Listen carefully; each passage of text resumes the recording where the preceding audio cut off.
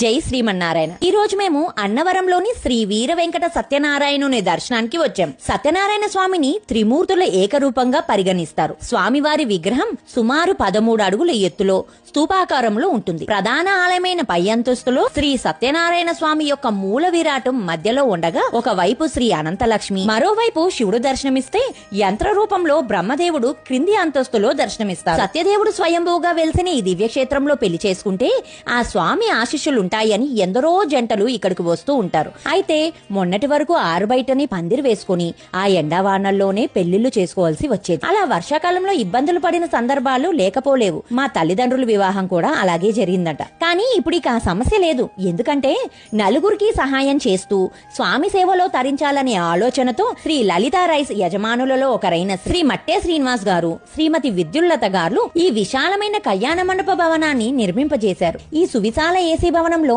ఒకేసారి 12 జంటల కళ్యాణం జరుపుకోవడానికి ఉచితంగా ఏర్పాట్లు చేశారు. ప్రతి వేదిక వద్ద 100 నుంచి 200 మంది వరకు బంధువులు హాజరవ్వగలిగే అవకాశం ఉంది. వివాహానికి కుర్చీలు, జంకానా, పెళ్లి పీటలు, కాడి, ఇతర వివాహ సామగ్రి, వధూవరులకు 2 గదులు, బాత్రూమ్ సౌకర్యం కూడా ఏర్పాటు చేశారు. అంతేకాకుండా నూతనంగా నిర్మించిన యాత్రికుల వసతి సముదాయంలోనే ఈ కళ్యాణ మండపం నిర్మించడంతో వివాహానికి వచ్చే వారికి సౌకర్యంగా ఉండేలా చూసుకున్నారు.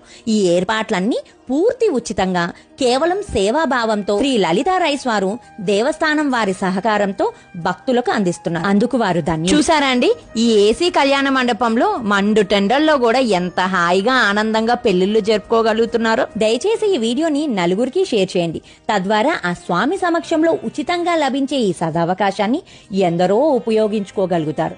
జై శ్రీమన్నారాయణ. మీ కవిత.